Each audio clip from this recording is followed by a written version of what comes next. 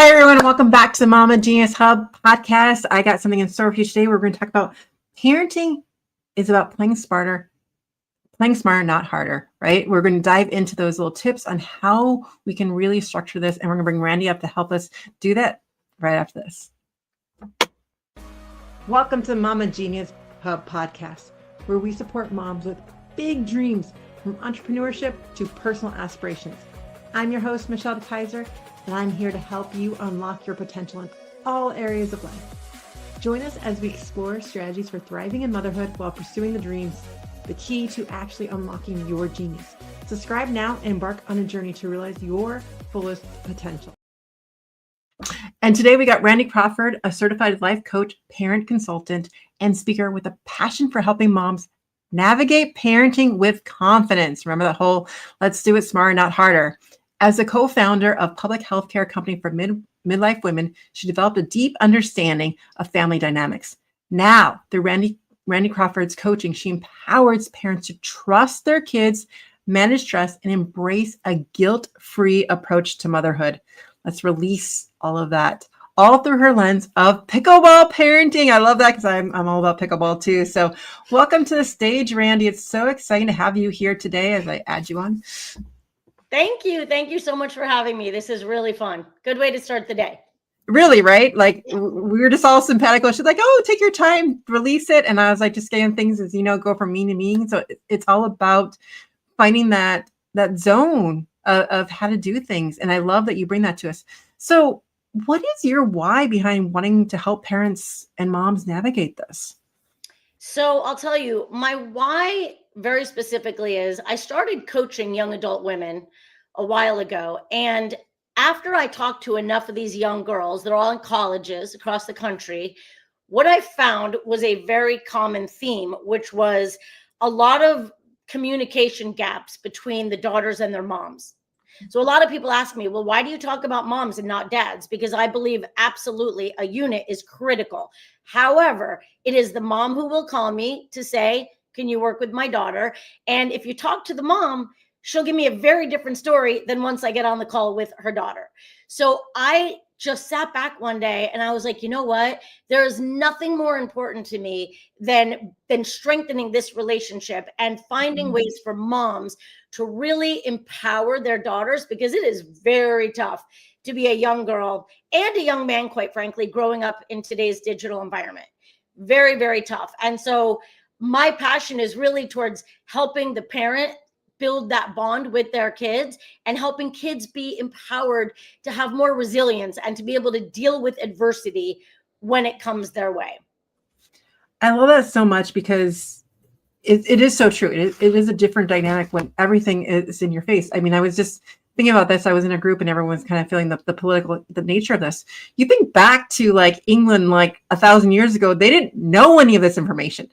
All of a sudden we're bombarded with all this stuff at our senses all the time, regardless, and this device in our hand that just, it's great, but at the same time, it's how do we navigate all that information that doesn't just cause all this stress? Well, it's funny because I also give talks locally. And years ago, I was talking about this, saying that the deleterious effects of social media are real. And there was not that there was no studies to back me up, but it wasn't like today. There's study after study, it's such an obvious, right? I mean, come on. With the rise of social media comes the rise of mental health problems, anxiety, depression, because at the root of all of it is comparison. And moms too. We all compare our lives to our friends' lives, to what their kids are doing.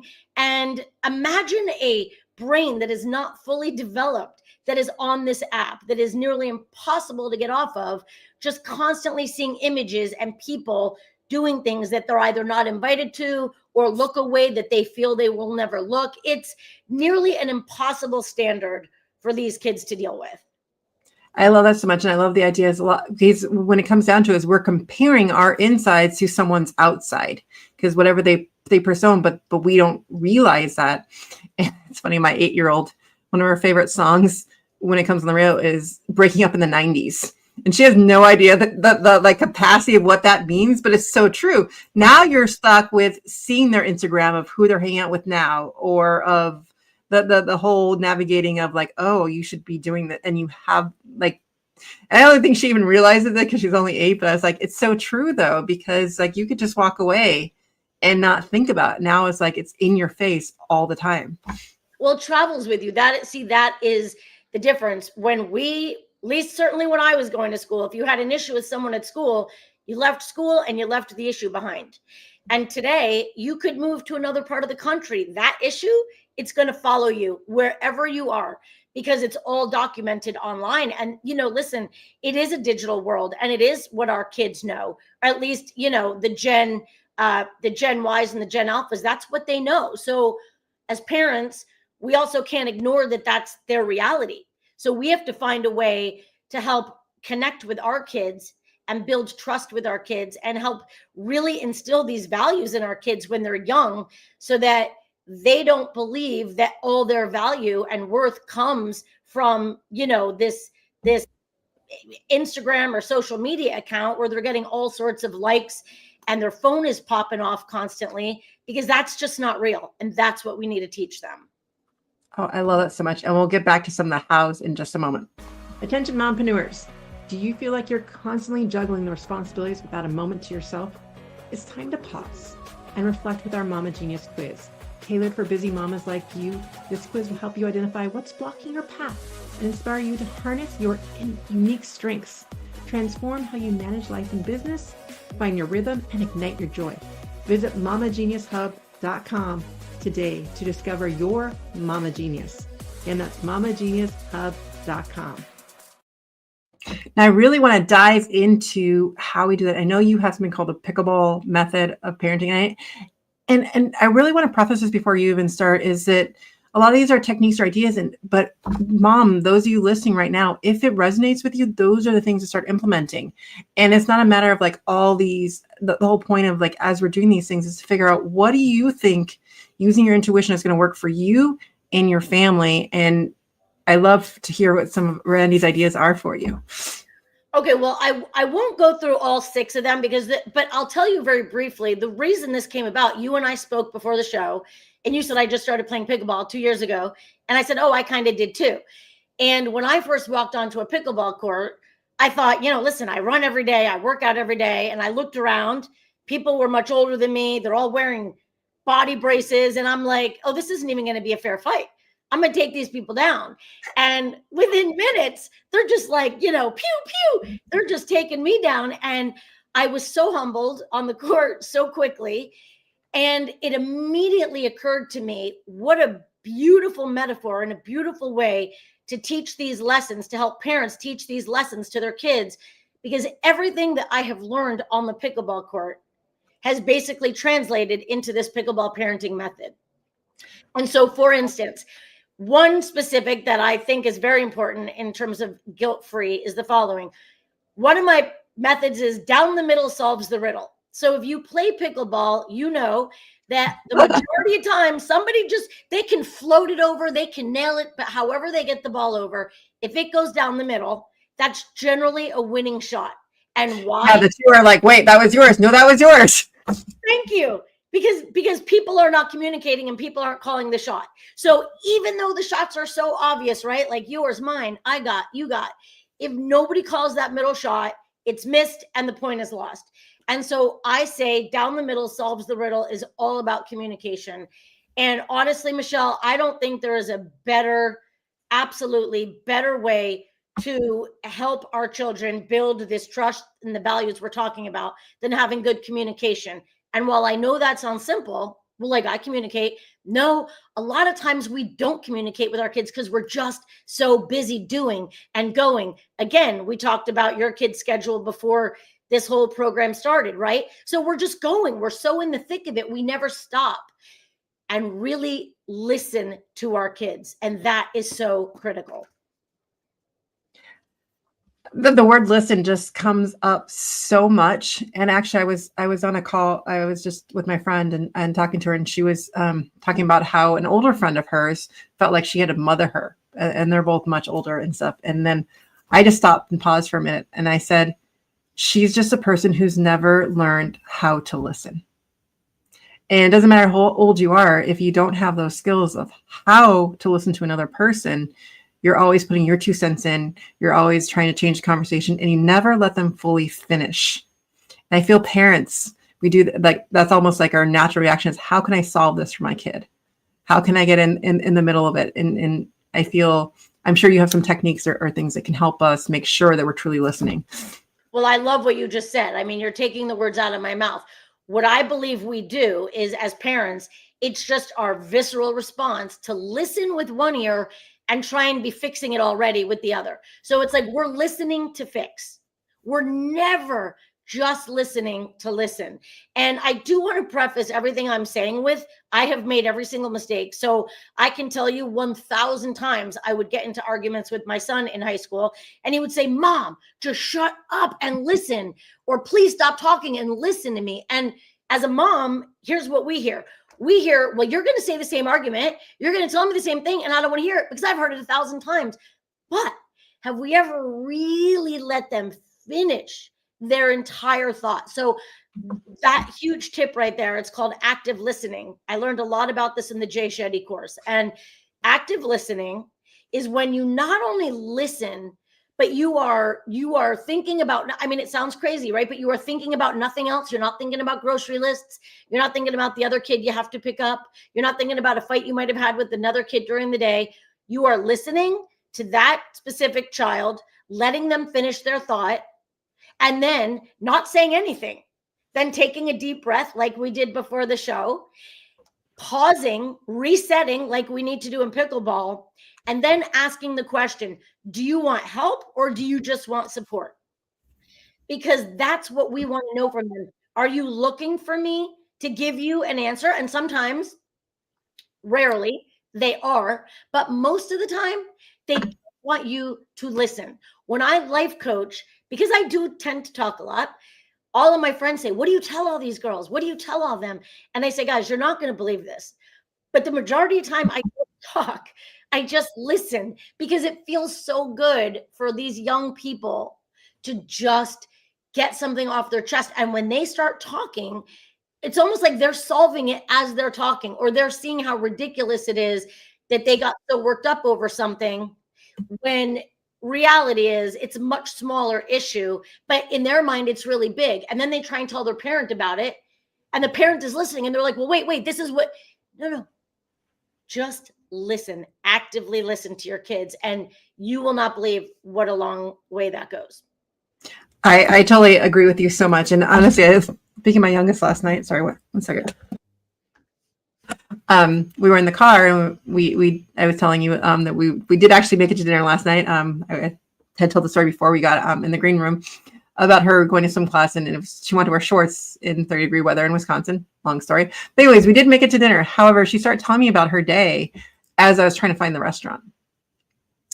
And she started like, it was like, and I was so like, and I knew my mind was distracted. And so when we stopped, I'm like, "I want to apologize because I know you were sharing what you had to say, but I'm going to need you to repeat that because I couldn't get to the restaurant safely without and fully listen to it." She's like, "Okay, Mom, I don't want to tell you more than what I told you, but I will repeat it for you." Okay. And I think that does happen, and our minds do get distracted. But I think when we're honest about it and willing to give them our full undivided attention, and then we just went, once we got seated, I just like, "Okay, I'm here. What do you have to share with me?" And she actually went further than she intended in what was going on with her. And I think that's really what it comes down to is how we give them our full undivided attention. And we can't always do that, but we need to be clear with that and then set aside the time to do that. Well, it's really interesting that story that you just told about, you were like, you had other things on your mind. The fact that you came back to her and said, "You know what, I'm sorry, I was distracted." See, a lot of times we don't do that. And again, I'm not being judgy. I'm just saying that moment might have happened and we let it pass. But you circled back because you knew that it's all about being present. And so the really cool thing about this is you could spend 3 hours with your daughter, right? But if you spend 3 hours with your daughter and you're on the phone and you're taking work calls, you're not, you know what I mean? She'd rather have you for 15 minutes, just like Mom and you. for 15 minutes, no phone, no distractions. So it's just interesting. Like I always say, don't confuse motion with action. It doesn't matter. Don't put a time limit to how much time you've spent with someone. It's more about the quality of the time that you spend with them and being present and listening to everything that they say. And then, like I said, at the end, if your inclination is to jump in and fix something, like, because you get, listen, we're parents. We get worked up if they tell you they've been done dirty by a friend. We just want to get in there, and it's not our job. So our job is to say, thank you for sharing that with me. And, are you asking for advice, or do you just want me to listen more? And most of the time they're going to say, God, that feels good. I just want you to listen more. And they really will open up when you're not, because they perceive you as judging when you're trying to give advice instead of just listening. Ooh, I love that. It's so true. Because when you feel judged, then you shut down. Yes. And I never thought of it in that terms of like, when you are giving the advice, they're like, oh, all of a sudden they're like, they start to shut down. And then that distracts from the relationship so much. For sure. It's just funny. But there's another book I read. I don't know if you've read it, The Love Languages by Dr. Gary Chapman. Okay. So it's a great book, and he's got, those 5 love languages in there. And what's interesting is when you really take the time to learn your kids and what makes them tick, you learn why they do little things that they do. For instance, if you constantly take a phone call while you're with your kids and they get really angry about it, rather than you get angry with your child and say, listen, this is a work call, I have to take this. What they're trying to tell you is they want your time. That's what they're trying to tell you. So before you commit to, listen, let's go to the mall together, let's just spend a couple of great hours together, admit up front, listen, I want you to know I have a couple really important work calls that are going to come up. So if that's going to bug you, we can do this another day. But then you're spending that quality time together. They're getting you what they want of you. And then when you're really listening and not trying to jump in with your advice, which, listen, we're older, we're wiser, we've been there, we've done that. We do know better. That's just a fact. But we don't know better because we don't know what they want. And we think we know what they want. And so, communication it's just so intricate and delicate and valuable. It's just, to me, it's absolutely everything in the family dynamic. I can't agree more. And I love that you said that we actually don't know what they want, and how we might have fixed something might not be the way they need it fixed even. And so I really do see, like, every time I feel like the idea of we need to be mom coaches to our kids, because we need to teach them how to solve those for themselves, because we're not there all the time. We're not at school with them. And if they can't self-cope or self-start to do these things for themselves, they're always running back for a solution or something, or feeling, and then that's when they get the insecure, and then social media is able to take advantage of that. Well, that's why another one of the pieces of my method is poaching, right? Poaching is in pickleball. When one of the partners is up at the net and the return comes back and they have a great angle at that ball and they jump in and they poach the shot. Now, I'm sure you know this. If you get a great poach and you win the point, your partner's like, yeah, you're amazing. But if you kind of halfway do that poach because you're not sure if you should have taken it and you missed the shot, your partner gets pissed, right? They're like, why'd you do that? I was right here. Could have gotten that shot. Why'd you poach my shot?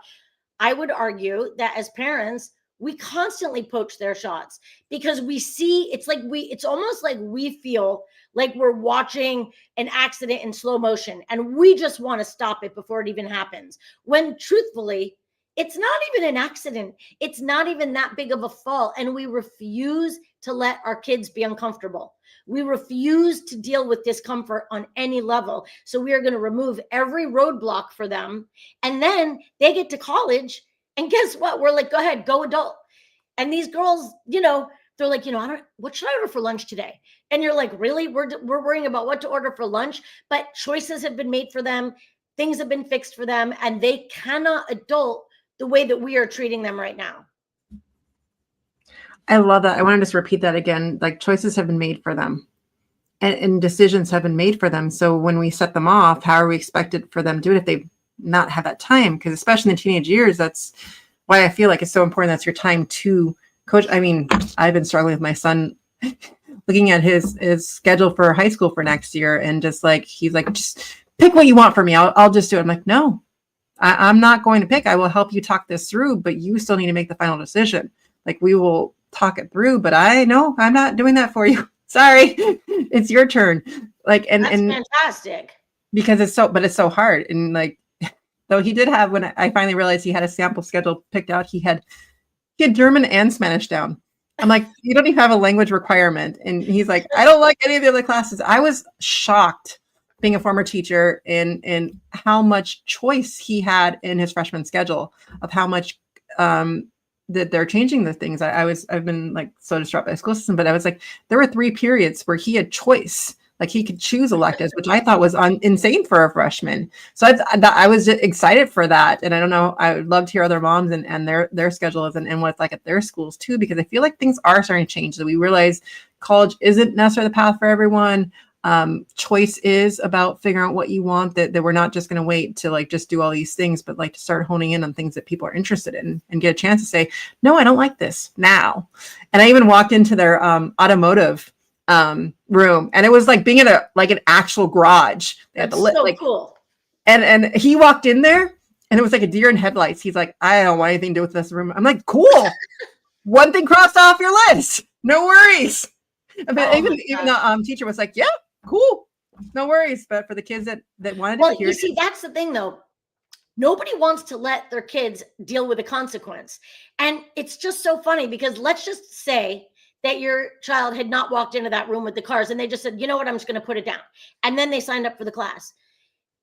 You're not going to get hurt taking that class. I mean, I suppose if you do something, maybe like you could get hurt in an automotive class, but it's something where you signed up for it. You didn't do the research before you took it. You signed up for it. You're going to take it. And if you hate it, then maybe next time when you sign up for classes and you have choices, you will do more research today. And that's the thing about it. It's like, if our child is hurting themselves, hurting someone else, if they're in physical danger, obviously I absolutely say step in. Or if, they're being threatened by other students.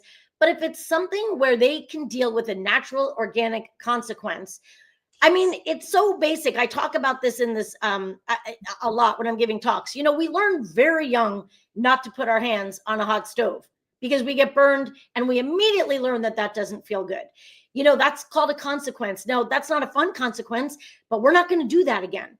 And that's the way that our kids learn. And that's also on the opposite side, when they experience little wins. So it doesn't have to be a fail, but when they experience little wins, when they make the choice to do something, and when they experience a win, no matter how small it is, those little wins add up.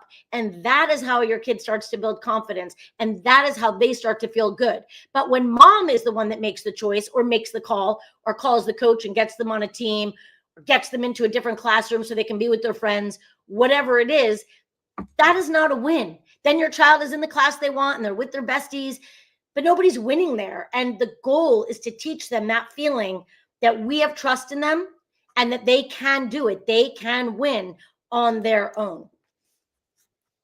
I love that so much, just the way you put that perspective, because you always think of natural consequences and the dangers of it, but like to really turn it and think about you're setting your kids up to experience their own wins.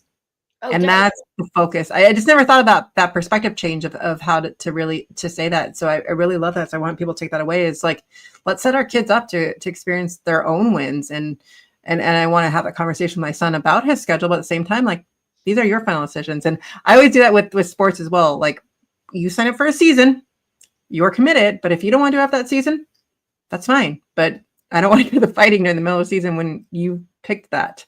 Because we've been going through that with my daughter and swim. And then she's like, oh, maybe I want to do spring work. No, you're not allowed to sign up for spring right now. Yeah, no, we have the same thing, but you just reminded me. So I did have this one client a couple of years ago, and it's such a great story.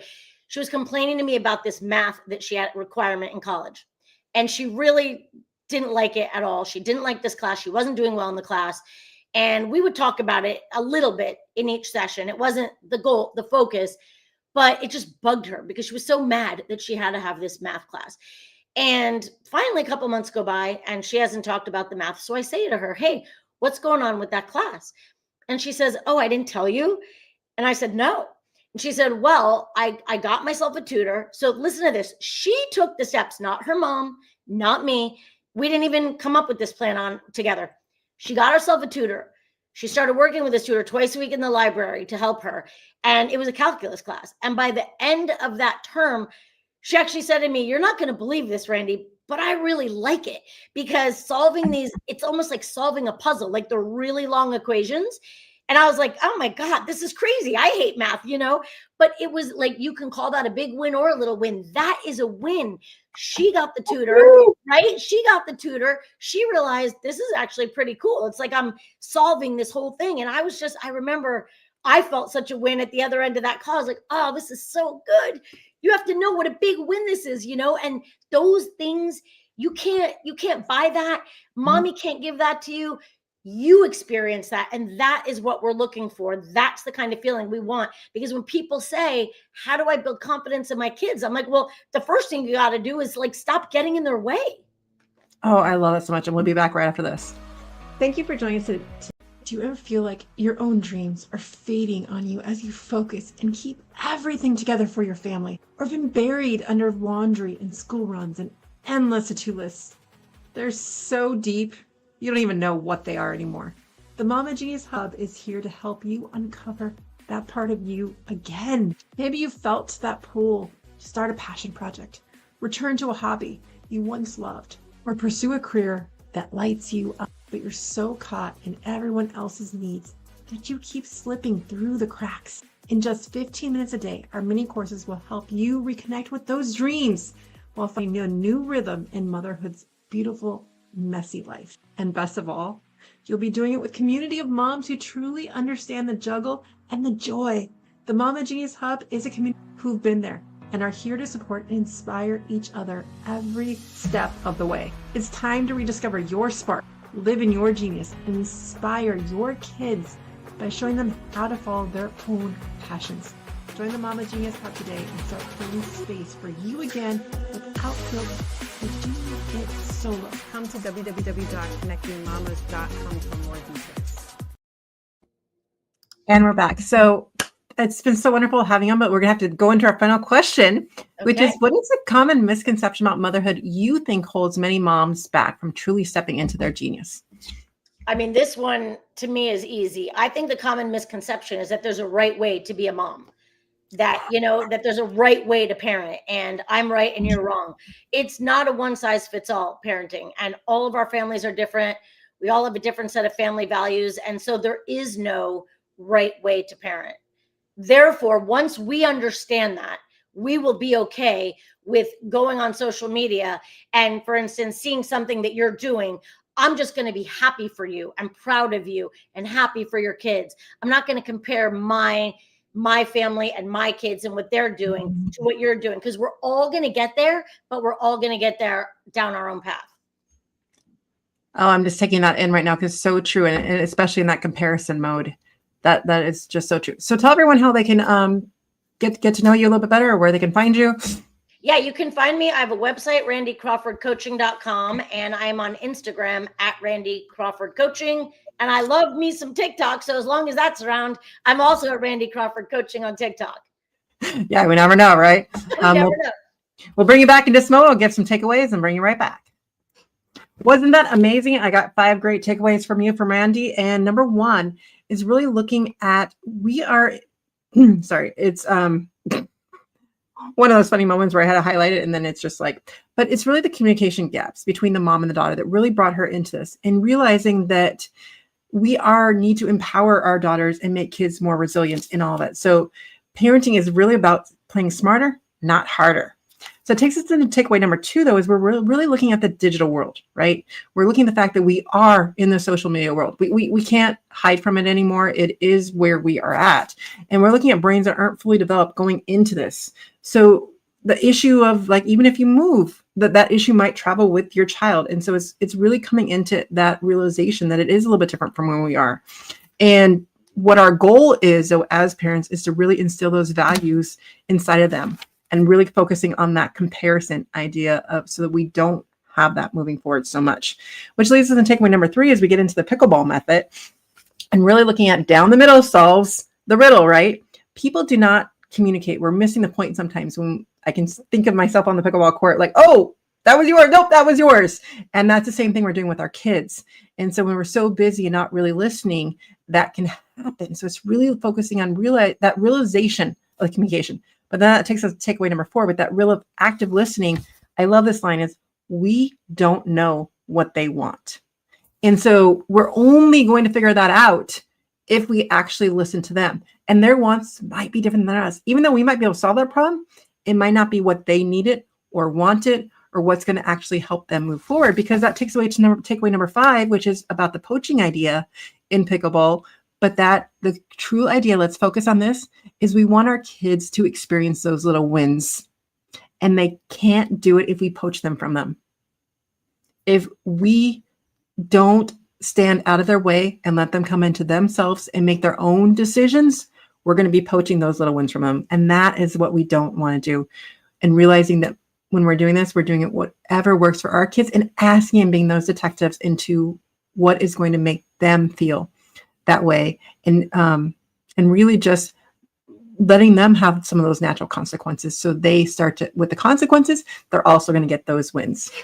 They're going to bring Randi back for her final takeaway. Welcome back, Randi. You did good. I was wondering how you were going to do the 5 takeaways, and I love that. And I really love how we turned around the poaching from a negative. Oh, I love that too.